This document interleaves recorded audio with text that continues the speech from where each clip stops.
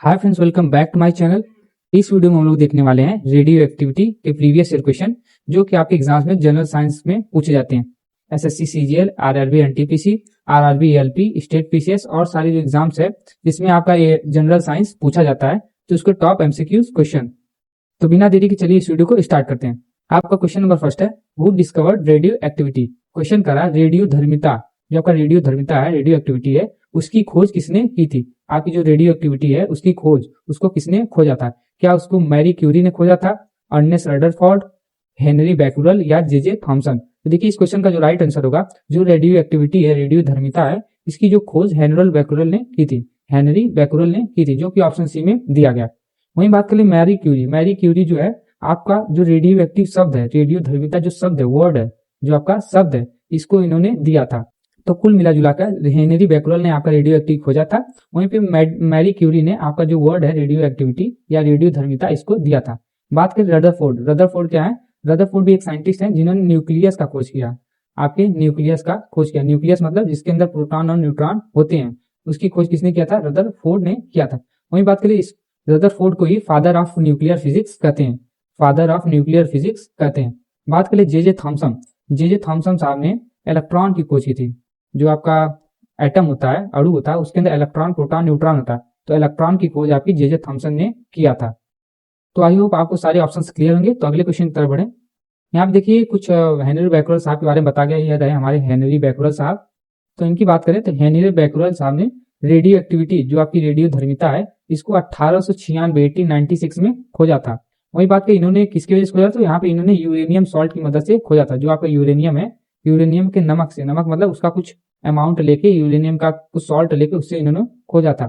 वही बात करें इन्होंने पाया, जब इन्होंने यूरेनियम को डिस्कवर किया, इन्होंने ये रिसर्च किया कि जो है कि यूरेनियम बिना सनलाइट मतलब बिना प्रकाश दिए कुछ इनविजिबल रेस को फेंक रहा है। मतलब जो आपका यूरेनियम है या कोई भी चीज अगर प्रकाश दे रहा है तो उसके अंदर रेस तो होंगी, पर ये जो यूरेनियम है ये बिना प्रकाश दिए कुछ इनविजिबल रेस को इमिट कर रहा है, इसको बाहर निकाल रहा है। तो इन्होंने इसको फाइंड किया। इसके बाद इन्होंने बताया रेडियो एक्टिविटी के बारे में बहुत सारी चीजें बताई। जैसे इन्होंने बताया इसमें अल्फा पार्टिकल होते हैं, बीटा और गामा, जिसकी बात हम अगले क्वेश्चंस में करेंगे। वहीं बात करें इन्होंने किसके साथ ये काम किया था? Marie Curie. मैरी क्यूरी कौन है? जिन्होंने रेडियो एक्टिविटी का नाम दिया, नामकरण किया है। तो आई होप आपको यहाँ पे सारी चीजें हिंदी में दी गई हैं, आप इसको पढ़ सकते हैं। तो अगले क्वेश्चन की तरफ बढ़े। अगला क्वेश्चन है क्वेश्चन नंबर 2। क्वेश्चन नंबर 2 क्या है? The SI unit of radio activity is. Question करा जो आपकी रेडियो धर्मिता है उसकी एसआई यूनिट क्या रहने वाली, इंटरनेशनल स्टैंडर्ड यूनिट क्या रहने वाली है। तो क्या वो क्यूरी रहने वाली है, बैकुरल रहने वाली है, ग्रे रहने वाली है या सीवर्ट रहने वाली। तो देखिए इस क्वेश्चन का जो राइट आंसर होगा, जो आपकी रेडियो एक्टिविटी है, जो आपकी रेडियो धर्मिता है, इसकी जो एसआई यूनिट बैकुरल देखने को मिल जाएगी, जो कि ऑप्शन बी में दिया गया है। तो अगले क्वेश्चन कर बढ़े। अगला क्वेश्चन है question number 3। Which radiation has highest penetrating power. Question कर रहा है कौन सा ऐसा रेडिएशन है जिसके पास हाईएस्ट पेनिट्रेटिंग पावर होता है। हिंदी में वह क्वेश्चन पढ़ लेते हैं। क्वेश्चन में बोला जा रहा है सबसे अधिक भेदन। भेदन मतलब है किसी चीज को छेद कर पार करके निकल जाना, मतलब किसी भी चीज को पार करके निकल जाना, उसे क्या कहेंगे? भेदन। तो क्वेश्चन कर रहा है सबसे अधिक भेदन क्षमता किस विकर्ण में होती है। तो कौन सा ऐसा रेडिएशन है? रेडिएशन जो आपका कोई भी, मान लीजिए ये रेडियो एक्टिव एलिमेंट है, रेडियो धर्मी एलिमेंट है, इसके अंदर से आपका अल्फा निकलेगा, साथ ही बीटा निकलेगा और गामा। कुल मिलाकर इसमें से 3 रेज हमेशा निकलते रहते हैं जो कि दिखते नहीं है, अल्फा, बीटा और गामा। तो इसमें सबसे ज्यादा पेनिट्रेटिंग मतलब कौन सा ऐसा रे है जो किसी भी चीज को पार कर देगा, सबसे ज्यादा हाईएस्ट पेनिट्रेटिंग पावर किसके पास है? क्या वो अल्फा के पास है, बीटा के पास है, गामा के पास है या एक्सरे के पास है? तो देखिए इस क्वेश्चन का जो राइट आंसर होगा, जो आपका रेडिएशन है गामा रेडिएशन, इसके पास हाईएस्ट पेनिट्रेटिंग पावर होता है। सबसे ज्यादा गामा के पास होता है, उसके बाद आपका बीटा के पास होता है, फिर सबसे कम अल्फा के पास होता है।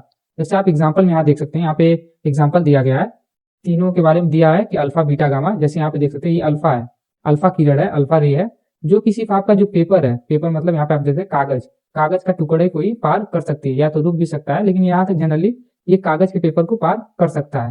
वही बात है बीटा। बीटा ये जैसी है जो कागज को पार करके आपका कुछ दूर एल्यूमिनियम को भी पेनिट्रेट कर सकती है, मतलब इसको जो भेद सकती है। अल्फा आपका भी सिर्फ पेज को भेज सकता है, जो आपका कागज इसको पार कर सकता है। बीटा को कागज और एल्यूमिनियम का जो फॉइल है, एल्यूमिनियम की जो थिकनेस, मतलब कोई भी मान ली सीट ले लें, उसको भी पास थोड़ा बहुत कर सकती है। वहीं पे गामा की बात करें, गामा देखिए सबसे ज्यादा पेनिट्रेटिंग पावर किसके पास है? गामा।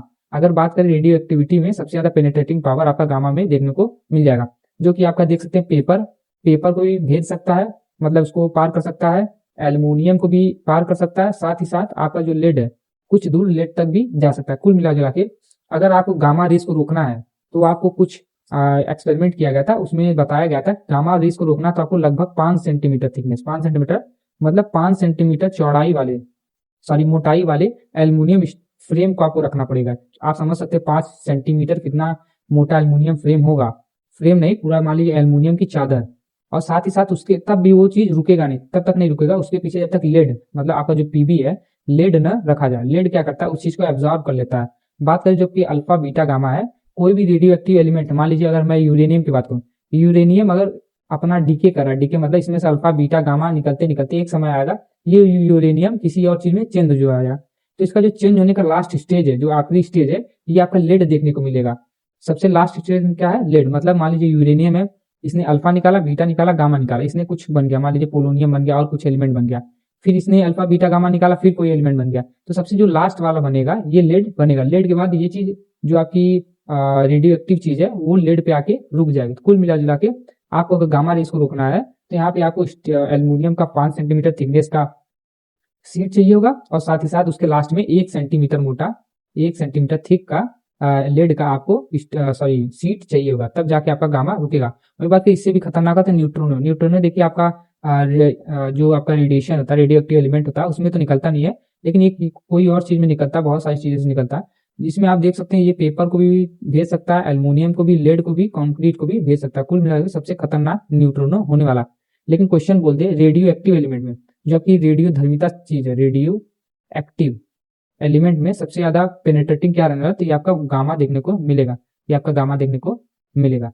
तो आई होप आपको सारी चीजें क्लियर हो गई। तो अगले क्वेश्चन की तरफ बढ़े। अगला क्वेश्चन क्या है, क्वेश्चन नंबर 4 है, अल्फा पार्टिकल आर, जो आपकी अल्फा किरणें होती हैं, जो आपके अल्फा पार्टिकल्स होते हैं वो क्या होते हैं, अल्फा कण क्या होते हैं, क्या वो इलेक्ट्रॉन होते हैं, हीलियम न्यूक्लाई होते हैं, या प्रोटॉन होते हैं, या न्यूट्रॉन होते हैं। तो देखिए इसका जो राइट आंसर होगा, जो आपका अल्फा पार्टिकल होते हैं, अल्फा किरण होते हैं, ये हीलियम न्यूक्लियाई होते हैं। मतलब कुल मिला के ये हीलियम के अणु होते हैं, हीलियम के अणु होते हैं, हीलियम के न्यूक्लियस होते हैं। तो इसका जो राइट आंसर होगा ऑप्शन बी देखने को मिल जाएगा।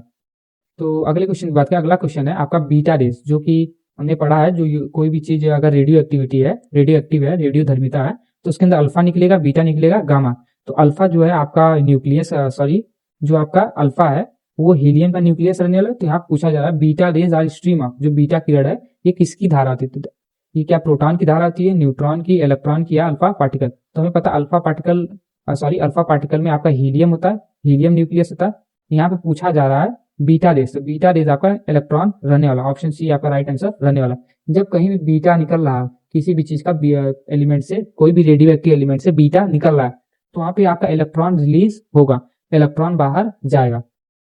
तो अगले क्वेश्चन की बात करें, अगला क्वेश्चन है, क्वेश्चन नंबर 6 क्या है, गामा रेज आर, जो कि गामा किरणें होती हैं, गामा किरणें सबसे ज्यादा पेनिट्रेटिंग, सबसे ज्यादा भेदनशील होती है, मतलब किसी भी चीज को भेदने में सबसे ज्यादा पावर इसी के पास होता है। तो गामा रेज होती क्या है, charge particle, electromagnetic charge particle, मतलब आपका जो चार्ज पार्टिकल होता है, आवेश उसका पार्टिकल है, उसका कण है। इलेक्ट्रोमैग्नेटिक वेव मतलब जो आपका विद्युत चुंबकीय कण है, न्यूट्रॉन है, या हीलियम न्यूक्लाई है। तो ये जो आपका गामा रेज होता है ये आपका इलेक्ट्रोमैग्नेटिक वेव देखने को मिल जाएगा, जो कि ऑप्शन बी में दिया गया। तो अगले क्वेश्चन की बात करें, अगला क्वेश्चन है question number 7, which radiation has least penetrating power. Question कर रहा है कौन सा रेडिएशन में कौन सा चीज है, मान लीजिए हमारा कोई भी रेडियो एक्टिव एलिमेंट है, यूरेनियम है, यूरेनियम 235, इसमें से 3 चीजें निकलेंगी, एक अल्फा निकलेंगी, एक बीटा निकलेंगी, एक गामा। तो क्वेश्चन बोल रहा है कौन सा ऐसा एलिमेंट है इसका पेनिट्रेटिंग पावर सबसे कम है। अभी हमने पिछले क्वेश्चन पढ़ा, जो आपका गामा होता है ये हाई पेनिट्रेटिंग होता है, मतलब सबसे ज्यादा भेदनशील यही होता है। किसी भी चीज को पार करना है, सबसे लॉन्ग डिस्टेंस पेनिट्रेट कौन करेगा, गामा करेगा। साथ ही साथ ये सबसे दूर जाता है, मतलब इसका जो रेंज है सबसे मैक्सिमम होता है, सबसे दूर तक ट्रेवल करने वाला कौन सा रेज होने वाला, गामा रेज होने वाला। बात है अल्फा, जो अल्फा किरण होता है, अल्फा रेज होता है, ये आपका लीस्ट पेनिट्रेटिंग होता है। लीस्ट मतलब सबसे ज्यादा, सबसे कम दूरी यही ट्रेवल करेगा, मतलब ये सबसे कम पेनिट्रेट करेगा। तो इसमें पूछा गया अल्फा होगा, बीटा होगा, गामा होगा, या एक्सरे होगा। तो देखिए इसका जो राइट आंसर होगा, जो आपका अल्फा पार्टिकल होता है, अल्फा किरण होता है, इसका सबसे कम भेदन क्षमता होता है। तो ऑप्शन ए आपका राइट आंसर होने वाला। वही गामा का मैक्सिमम, सबसे ज्यादा भेदन करने का मतलब किसी चीज को पार करने की स्पेसिलिटी सबसे ज्यादा गामा के अंदर होती है। तो आई होप आपको ये क्वेश्चन क्लियर होगा। तो अगले क्वेश्चन तक बढ़ते हैं। अगला क्वेश्चन है question number 8, which radiation has maximum ionising power. Question करा है जो आपका कौन सा रेडिएशन है, अल्फा बीटा गामा, ये सब रेडिएशन होते हैं आपके, क्या है विकरण होते हैं। इसके अंदर कौन सा ऐसा पार्टिकल, सॉरी कौन सा ऐसा रेडिएशन है जिसके पास मैक्सिमम सबसे ज्यादा आयनाइजिंग पावर होगी। आयनाइजिंग पावर मतलब किसी भी चीज को प्लस माइनस मतलब चार्ज में कन्वर्ट करते हैं। आयनाइज मतलब आप समझ सकते हैं, जैसे आपने प्लाज्मा सुना होगा। प्लाज्मा होता क्या है, इसके अंदर जो पार्टिकल्स होते हैं बहुत तेज मूव करते हैं, मतलब ये प्लस चार्ज या माइनस चार्ज में कन्वर्ट होते हैं। मतलब कुल मिला के जब भी पार्टिकल हाई मूवमेंट करें, उसके अंदर काइनेटिक एनर्जी बढ़ा दे, उसके अंदर जो मूवमेंट करने की क्षमता है, एटम की भागने की क्षमता है, उसको बढ़ा दे, उसे क्या कहेंगे, आयनाइजिंग पावर। तो बोल रहा अल्फा, आपका अल्फा बीटा और गामा, इन सब में सबसे ज्यादा आयनाइजिंग पावर किसके पास है, अल्फा के पास, बीटा के पास, गामा के पास या एक्सरे के पास रहने। तो देखिए जो आपका अल्फा है, जो आपका अल्फा है, इसके पास सबसे ज्यादा आयनाइजिंग पावर रहने वाली, तो ऑप्शन ए आपका राइट आंसर अल्फा हो जाएगा। वही बात करें गामा, गामा सबसे कम, जो आपका गामा है सबसे कम आयनाइजिंग पावर किसके पास होगी, गामा। तो अगर हम एक चार्ट बना ले, चार्ट नहीं एक डायग्राम बना ले, जैसे बात कर ले, पहले गामा लिख लें, फिर बीटा, फिर अल्फा। सबसे ज्यादा जो आयनाइजिंग पावर मतलब आयनाइज करने की बात आएगी, उसको आयनीकरण करने की बात आएगी, तो ये आपका अल्फा रहने वाला है। उसके बाद बीटा, फिर उसके बाद सबसे कम गामा। तो ये गामा जो आपका सबसे लेस रहने वाला है, लेस या लीस्ट, और सबसे मैक्सिमम आपका अल्फा रहने वाला, सबसे ज्यादा अल्फा होगा, सबसे कम आपका गामा रहने वाला। तो ये किसके फॉर्म में, आयनाइजिंग पावर। किसी भी चीज को आयनीकरण करने के लिए जो पावर लगे, आयनीकरण, उसे क्या कहेंगे, आयनाइजिंग पावर कहेंगे, करण। तो आई होप आपको सारी चीजें क्लियर होंगी। तो अगले क्वेश्चन की बात करें। अगला क्वेश्चन है question number 9, the half life of radio active substance depend on. Question करा जो हाफ लाइफ मतलब जो अर्ध आयु है किसी भी रेडियो एक्टिव, रेडियो धर्मी चीज का, सब्सटेंस का, वो किस पर निर्भर करती है। तो क्वेश्चन करा रेडियो धर्मी पदार्थ का आयु, अर्ध आयु किस पर निर्भर करती है। क्या वो प्रेशर पे करता है, टेम्परेचर पे करता है, नेचर ऑफ सब्सटेंस पे करता है, या ह्यूमिडिटी पे करता है। देखिए इसका जो राइट आंसर होगा, जो आपका हाफ लाइफ होता है रेडियो एक्टिव का, वो प्रेशर पे डिपेंड नहीं करता है, टेम्परेचर पे भी नहीं करता, साथ ही साथ ह्यूमिडिटी पे भी नहीं करता। कुल मिला जुला के जो आपका half life of radio active substance, अर्धायु रेडियो धर्मी पदार्थ का, वो नेचर ऑफ सब्सटेंस पे डिपेंड करता है। मतलब वो सब्सटेंस कैसा है, मतलब कुल मिला जुला के हर सब्सटेंस के लिए हाफ लाइफ अलग होगा। वो प्रेशर पे ना डिपेंड करेगा, ना टेम्परेचर, ना ह्यूमिडिटी। प्रेशर मतलब दाब, टेम्परेचर मतलब आपका जो टेम्परेचर बोल सकते हैं, जो आपका तापमान है, और ह्यूमिडिटी मतलब आर्द्रता। तो इन तीनों चीजों पे डिपेंड नहीं करेगा, डिपेंड करेगा वो सब्सटेंस के क्वालिटी पे, वो कौन सी चीज का सब्सटेंस है। तो आई होप आपको सारी चीजें क्लियर होंगी। तो इसका जो राइट आंसर होगा ऑप्शन सी रहने वाला है। अगले क्वेश्चन की बात करें, क्वेश्चन नहीं, आप देख सकते हैं यहाँ पे एक डायग्राम दिया गया है जिसमें सारी चीज चार्ट दिया गया है, जिसमें हाफ लाइफ के बारे में बताएगा। तो आइए इसको भी डिस्कस कर लेते हैं साथ ही साथ। देख सकते हैं आप, जैसे यहाँ पे पेरेंट मतलब है जो हम एलिमेंट ले रहे हैं, जो हम रेडियो एक्टिव एलिमेंट ले रहे हैं, उसके बाद जैसे कार्बन 14 एक रेडियो एक्टिव एलिमेंट है, जिसका यूज हम लोग कार्बन डेटिंग में करते हैं। कार्बन डेटिंग होता क्या है, किसी भी चीज का एज निकालना है, किसी भी चीज की आयु निकालनी है कि वो कितना साल पुराना है, उसके लिए क्या यूज करते हैं, कार्बन डेटिंग या उसमें कार्बन 14 का यूज करते हैं। ये देखिए जब कार्बन 14 है, इसका जब डीके होगा, मतलब इसका जब घटेगा, मतलब इसके अंदर सल्फा बीटा गामा जब निकल जाएंगे, तो ये बन जाएगा नाइट्रोजन 14 में कन्वर्ट हो जाएगा। वहीं पे इसका जब हाफ लाइफ पीरियड की बात करें, हाफ लाइफ टाइम होता क्या है, कोई भी चीज एग्जांपल के थ्रू अगर समझे, मान लीजिए मैंने 1 किलो यूरेनियम लिया, 1 केजी यूरेनियम, सॉरी आप मान लेते 1 केजी कार्बन लिया, वो भी कार्बन कौन सा 14।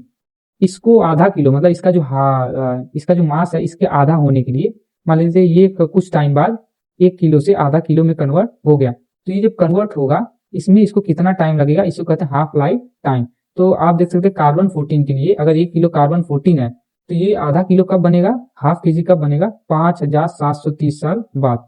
कुल मिलाकर 5500 साल बाद ये 1 किलो आधा किलो में कन्वर्ट होगा।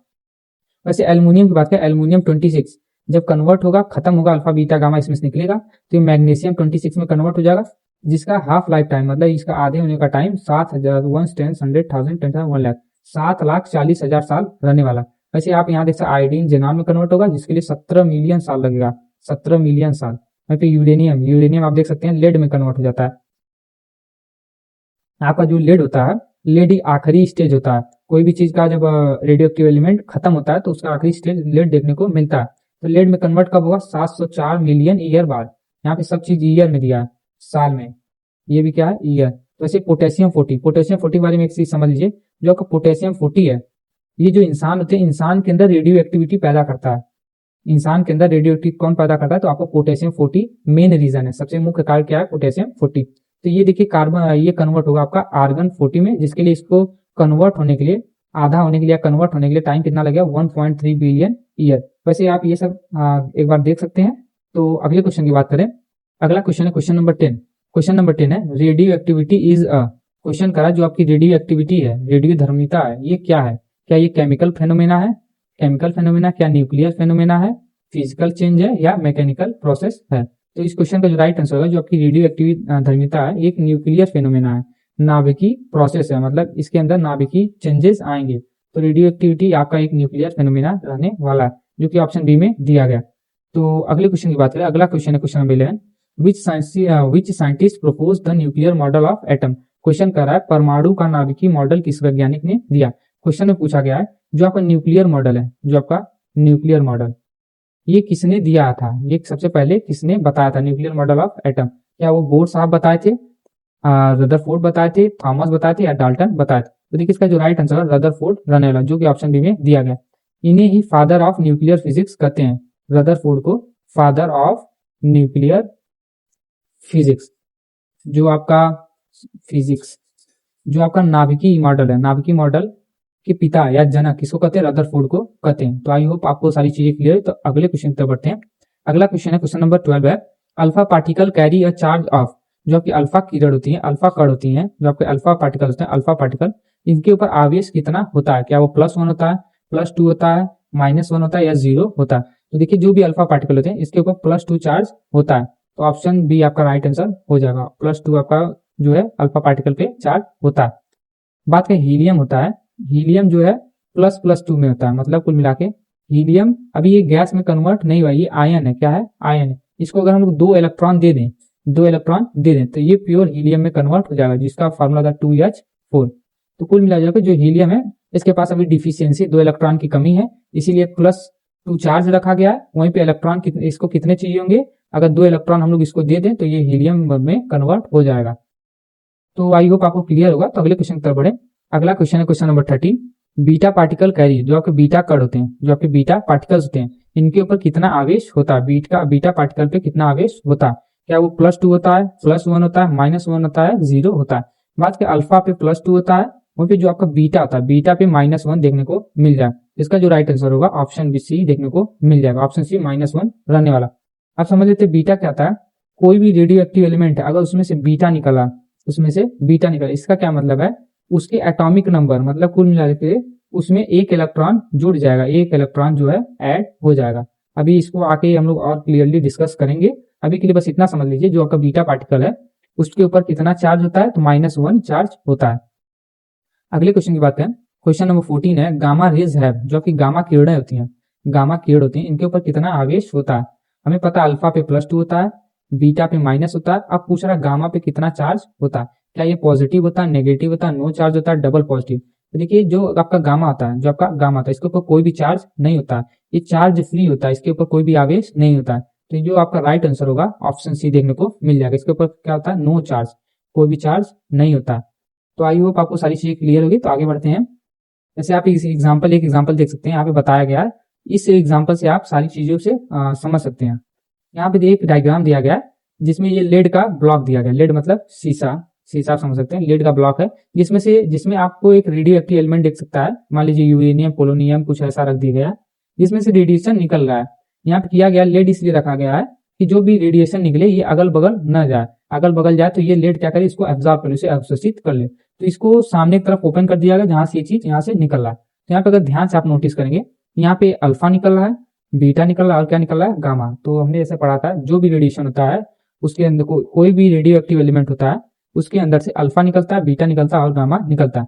तो यहाँ पे आप देख सकते हैं, यहाँ पे माइनस चार्ज लगा दिया गया, एक साइड से हम लोगों ने माइनस चार्ज लगा दिया, दूसरे साइड प्लस चार्ज। तब एक्सपेरिमेंट में देखा गया जो आपका माइनस चार्ज है उसके तरफ आपका अल्फा जो है, जो आपका अल्फा रेडिएशन है, अल्फा किरण है, वो किसकी तरफ अट्रैक्ट हो रहा है, माइनस के तरफ। वहीं पे बीटा वाले प्लस की तरफ होता है। तो ये फाउंड किया गया, कोई भी चीज आपने फिजिक्स या साइंस में पढ़ा होगा, कोई भी चीज अगर मान लीजिए पॉजिटिव है तो अट्रैक्ट किससे होगा, नेगेटिव से। जैसे होता है ना, मान ले नॉर्थ पोल को अट्रैक्शन देना है तो उसके लिए क्या लाएंगे, साउथ पोल लाएंगे। वहीं पे अगर नॉर्थ रखेंगे तो उसके अंदर रिपल्सन होगा, वो दूर भागने की कोशिश करेंगे। तो यहाँ पे जब अपोजिट चार्ज होता है तभी वो दोनों अट्रैक्ट करते हैं। सेम इसमें भी होता है, अगर यहाँ नेगेटिव है, नेगेटिव किसको अट्रैक्ट करेगा, किसको अपनी तरफ आकर्षित करेगा, तो ये पॉजिटिव को करेगा। तब यहाँ से क्लियर कर दिया गया जो आपका अल्फा है, जो आपका अल्फा है, ये कौन सा क्या होता है, कौन सा चार्ज होता है, पॉजिटिव इन नेचर होता है। मतलब इसके अंदर जो चार्ज होता है ये क्या होता है, पॉजिटिव होता है। वहीं बात करें जो अल्फा होता है ये आपका क्या होता है, पॉजिटिव होता है, मतलब धन आवेशित होता है। वहीं बात करें बीटा के बारे में, बीटा में ये देखा गया जो इसके चार्ज है, इसका जो रेडिएशन है ये प्लस की तरफ अट्रैक्ट हो रहा है। प्लस की तरफ जब अट्रैक्ट होगा तो इसका मतलब है कोई भी चीज अट्रैक्ट तब होगा जो दोनों अपोजिट है, प्लस हो ये माइनस हो। तो यहाँ से ये फाइंड किया गया जो बीटा आपका नेगेटिव चार्ज होता है। यहाँ से ये बताया गया बीटा आपका नेगेटिव चार्ज होता है।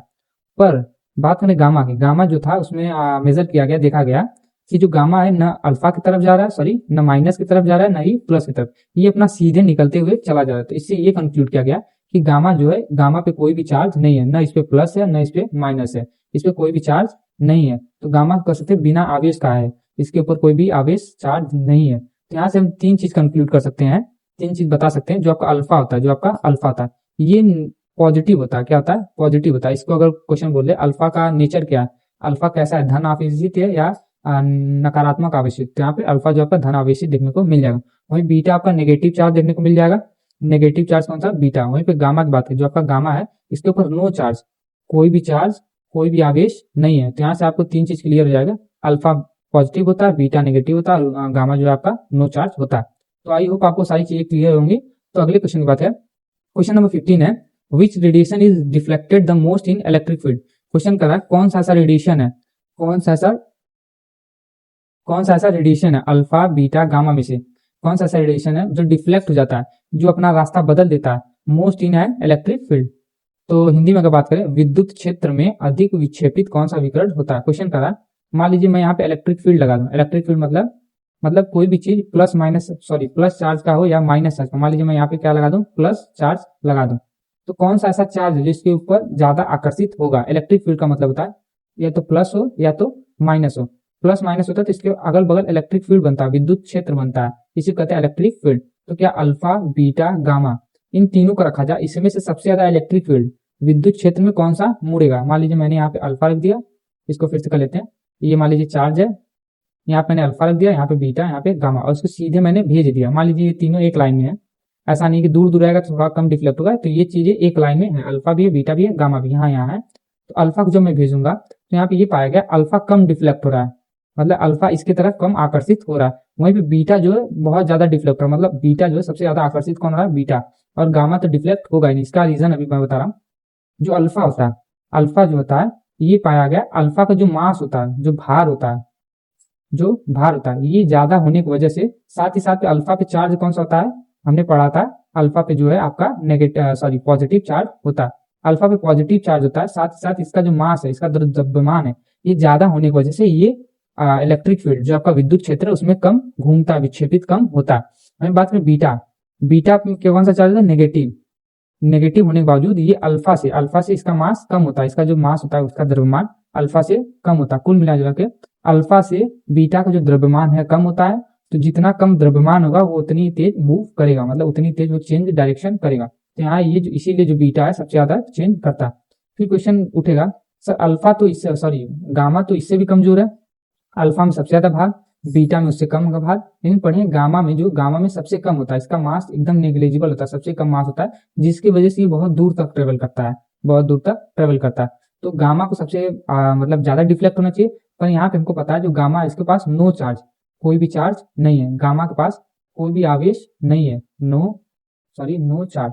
जो आपका गामा इसके पास कोई भी चार्ज नहीं है, कोई भी आवेश नहीं है, जिसकी वजह से आवेश किसी भी चीज के अंदर अगर आवेश नहीं है, चार्ज नहीं है, तो विद्युत क्षेत्र में बदलेगा नहीं। तो यहाँ से हमें तीन चीज पता चल गया। अगर हम बात करें अल्फा बीटा गामा, ये तीन चीज है। जो अल्फा होता है, जो आपका अल्फा होता है, अगर चार्ज की बात करें, चार्ज और मास की, CHRGE, और मास की, चार्ज मतलब होता है आवेश, और मास मतलब होता है भार या द्रव्यमान, ठीक है। जो अल्फा होता है इसके ऊपर जो चार्ज होता है ये कैसा होता है, ये आपका जो है पॉजिटिव होता है। अल्फा के पास कैसा चार्ज होता है, पॉजिटिव होता है। बीटा के पास नेगेटिव चार्ज होता है, गामा के पास नो चार्ज होता है, नो चार्ज। हम बात करें सबसे ज्यादा जो मास होता है, मास से पहले एक और चीज समझ लें, सबसे दूर तक ट्रेवल कौन जाता है, मतलब सबसे दूर तक ट्रेवल कौन करता है। तो सबसे ज्यादा अगर दूर की बात हो तो आपका गामा सबसे दूर जाएगा, मैक्सिमम कौन जाएगा, गामा। उससे कम आपका बीटा जाएगा, मतलब दूर की बात होगी तो गामा सबसे दूर जाएगा, बीटा उससे कम, अल्फा उस सबसे कम। तो कुल मिला के जो चीज सबसे दूर जा रही तो जेन्युइन सी बात है वो हल्की होगी, तो हल्का होने की वजह से इसका मास सबसे कम होगा। कोई भी चीज जिसका भार ज्यादा, द्रव्यमान ज्यादा है, तो वो दूर तक जा पाएगा, नहीं जा पाएगा। तो यहाँ पे आप जो गामा है यहाँ पे आप देख सकते हैं इसका भार सबसे कम है, सॉरी इसका जो भार है सबसे कम है, इसीलिए सबसे दूर तक जाता है। वही बात करें अल्फा की, अल्फा का मास सबसे ज्यादा होता है, इसीलिए ये सबसे कम दूरी पे जाता है। तो आई होप आपको सारी चीजें क्लियर होंगी। तो यहाँ पे जो आपका मास है, सबसे ज्यादा भार आपका जो है अल्फा का है, फिर बीटा का है, फिर गामा का है। वहीं सबसे ज्यादा डिस्टेंस ट्रेवल कौन करेगा, सबसे ज्यादा दूरी कौन जाएगा, इसका उल्टा हो जाएगा, सबसे कम अल्फा जाएगा, उसके बाद बीटा जाएगा, सबसे ज्यादा गामा आपको देखने को मिल जाएगा। तो इस क्वेश्चन में पूछा गया जो आपका इलेक्ट्रिक फील्ड है, विद्युत क्षेत्र, उसमें सबसे ज्यादा डिफ्लेक्ट कौन होगा, अल्फा बीटा गामा। तो इसका आंसर बीटा रहने वाला, ऑप्शन बी दिया गया। तो अगले क्वेश्चन की बात करें, अगला क्वेश्चन है question number 16, radio decay is, radio धर्मी क्षय कैसा होता है, क्या वो आर्टिफिशियल होता है, स्पॉन्टेनियस होता है, कंट्रोल होता है, या रिवर्सिबल होता है। तो देखिए जो भी आपका जो आपका रेडियो एक्टिव डीके है, रेडियो एक्टिव डीके, रेडियो धर्मी क्षय है, ये आपका स्पॉन्टेनियस होता है। स्पॉन्टेनियस मतलब एकदम तुरंत, एट इंस्टेंट, मतलब उसी क्षण पे, एट इंस्टेंट मतलब कोई भी चीज तुरंत हुए, एकदम झटके में, उसे क्या कहेंगे, स्पॉन्टेनियस कहेंगे। आर्टिफिशियल नहीं होता है, कंट्रोल भी नहीं होता, रिवर्सिबल नहीं होता। तो इसका जो राइट आंसर होगा ऑप्शन बी देखने को मिल जाएगा।